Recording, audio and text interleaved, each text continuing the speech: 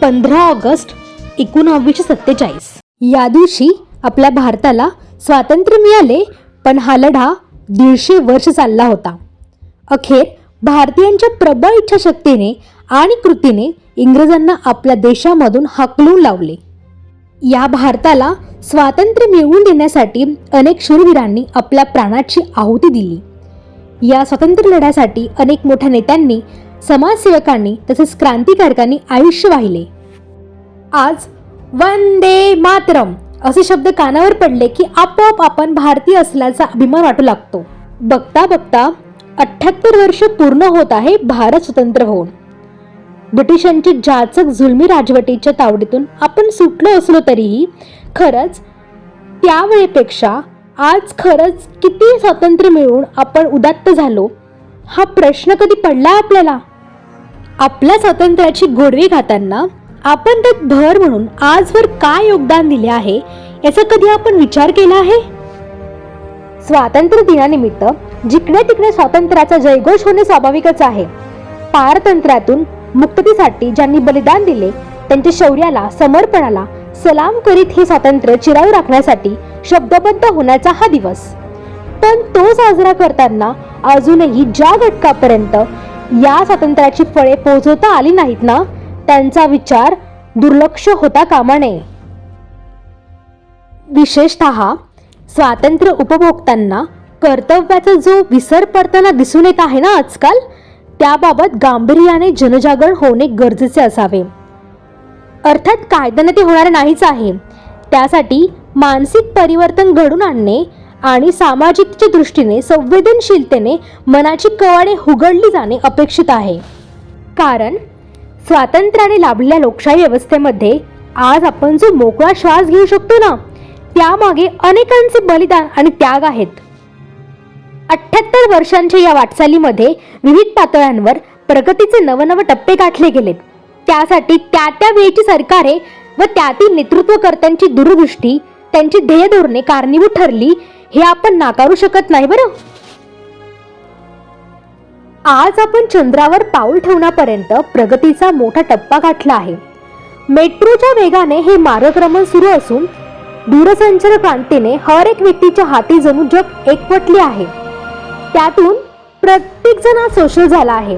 पण या सोशल नेटवर्किंगच्या जंजाळात अडकून त्यावर उमटणाऱ्या अंगठावर तो समाधान मानू लागल्याने खरी सामाजिकता काहीशी दूर होत चालल्याची जाणवायला लागली आहे.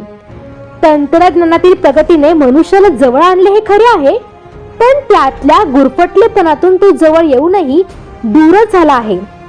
स्वातंत्र्यातले हे असले सोशल शहाणपण आपल्याला कोठे नेणार, हा यातील मोठा प्रश्न आहे. स्वातंत्र्याने सर्वांना समान हक्क दिले आहेत, पण अद्यापही अनेक ठिकाणी लोकांच्या वाट्याला सोयी सुविधांची समानता लाभलेली नाही. अलीकडचेच उदाहरण घ्या ना. पूर पाण्याने होता नव्हता तो संसार सोडून विस्थापित व्हावे लागलेले कोणते स्वातंत्र्य अनुभवत असतील हो? गावखेड्यापर्यंत मोबाईल पोहोचला, संवादाची साधने सशक्त बनली, परंतु नदीच्या पुरामुळे संपर्काची, दळणवळणाची साधनेच खुंटलेल्यांचे काय करावे? पुराच्या पाण्यात जीव मुठीत घेऊन नदी ओलांडणारे शाळकरी विद्यार्थी जागोजागी पाहावेच मिळतात आपल्याला, बरोबर ना? तेव्हा स्वातंत्र्याचा सूर्य त्यांच्या माथ्यावर उगवलाच नाही की काय, असा प्रश्न पडून गेल्याखेरीज राहत नाही हो. आदिवासी वाड्यापाड्यावर अत्यवस्थ झालेल्या रुग्णाला आजही जोळी किंवा डोली करून लगतच्या गावात न्यावे लागते. यावरून प्रसूतीसाठी अडलेल्या माता भगिनींचे काय हाल होत असावेत याची कल्पना करता यावी. अनेक मुलांच्या डोक्यावर वीटभट्टीवरील विटांच्या पाट्या किंवा त्यांच्या हातातले टपरीवरती चहाचे ग्लास पाहता शिक्षणाचा हक्क त्यांना कसा मिळवता येत असेल? शाळेतल्या त्यांच्या खिचडीत कधी कधी जीवजंतू शिजताना आढळून येतात. हे अपवाद त्या प्रकारात मोडणारे असले तरी स्वातंत्र्याला इतका कालखंड लोटूनही जर मूलभूत बाबतीत अनास्था व उपेक्षा दिसून येणार असेल तर प्रश्न उपस्थित होणारच ना.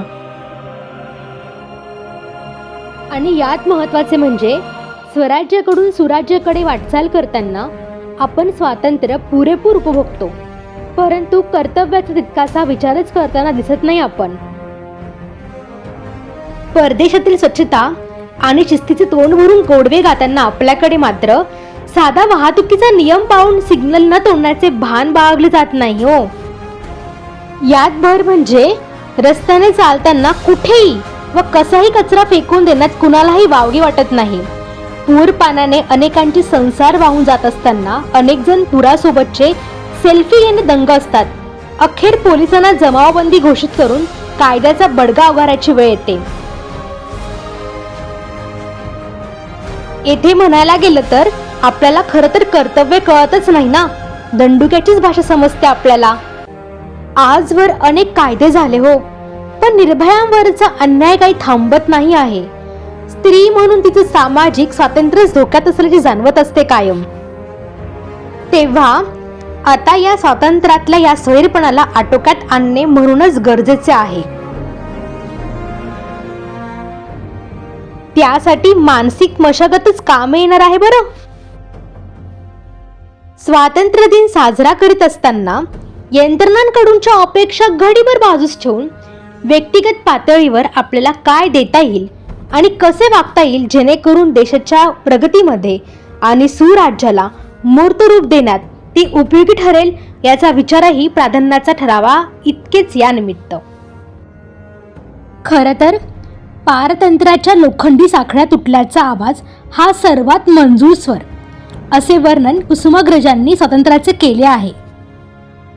त्यामुळेच हर घर तिरंगा हा तर महत्त्वाचा आहेच, पण स्वातंत्र्याची खरी व्याख्या सर्व भारतीय नागरिकांच्या चेहऱ्यावर झळकणे त्याहीपेक्षा अमृतमय आहे. चला तर मग या नव्या कर्तव्यासोबतच नव्या स्वातंत्र्याची वाटचाल पुन्हा सुरू करूया.